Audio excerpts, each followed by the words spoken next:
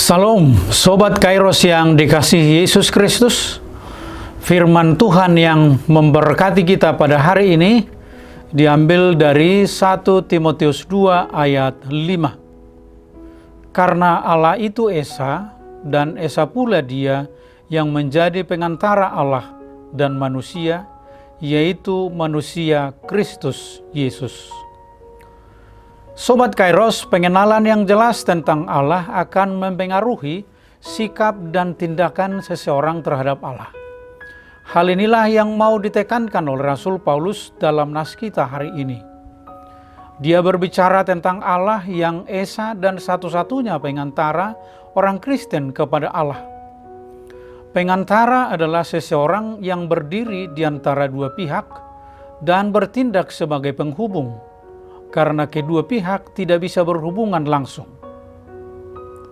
Sobat Kairos, dalam pemahaman orang Yahudi maupun orang Yunani, manusia tidak dapat berhubungan langsung dengan Allah.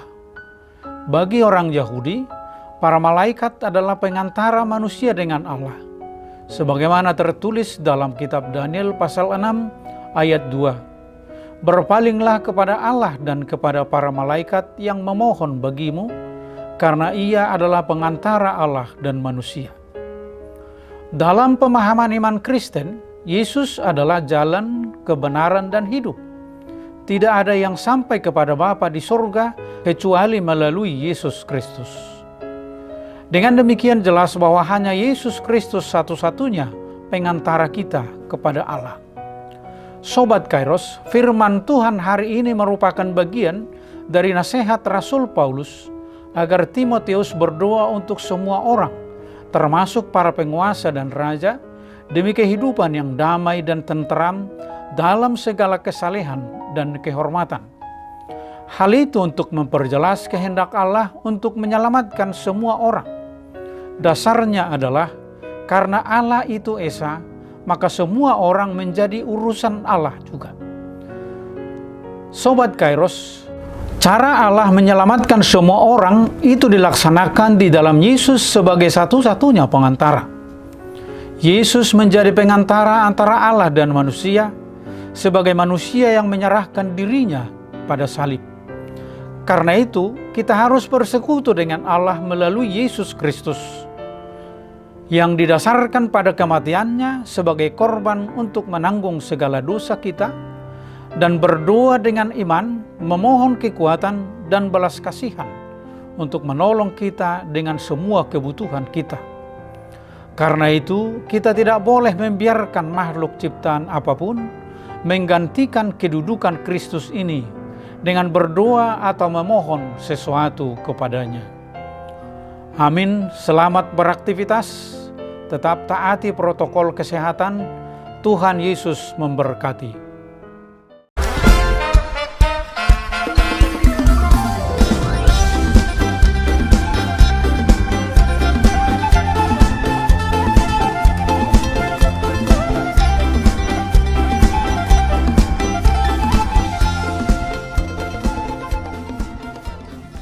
Tahun ini merupakan tahun yang bernuansa kesatuan hati bagi seluruh gereja HKBP.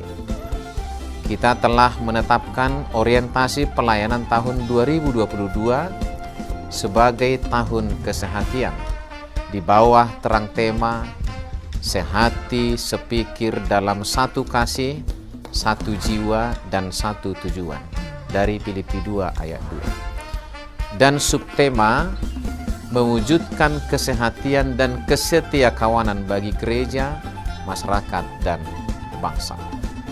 Panitia Tahun Kesehatian HKBP Distrik 8 DKI Jakarta telah ditetapkan menjadi organ pelayanan dalam mewujudkan persekutuan, kesaksian, dan pelayanan yang semuanya diikat dalam satu kasih, satu jiwa, dan satu tujuan. Kesatuan hati dalam persekutuan, kesatuan hati dalam kesaksian, kesatuan hati dalam pelayanan bukan hanya membina soliditas internal semata, namun juga menyangkut relasi, hubungan yang baik dengan dunia luar kita. Maka untuk mewujudkan kesehatian yang nyata dalam kehidupan warga gereja, Panitia Tahun Kesehatian HKBP Distrik 8 DKI Jakarta berkomitmen untuk berkarya dalam program-program kreatif dan relevan dan bernilai tinggi untuk menguatkan visi dan misi Kerajaan Allah di dunia ini. Kami mengajak seluruh elemen gereja, baik pelayan penuh waktu, pelayan takbisan dan non-takbisan, serta seluruh jemaat dan para pemerhati lintas denominasi, mari bersama-sama mendukung dan mensukseskan seluruh program-program pelayanan yang telah ditetapkan, baik dalam doa, daya, dan dana. Semuanya akan menjadi persembahan yang hidup bagi Tuhan untuk memperkokoh persatuan yang hidup dan saling melayani di tengah kehidupan yang penuh dinamika ini.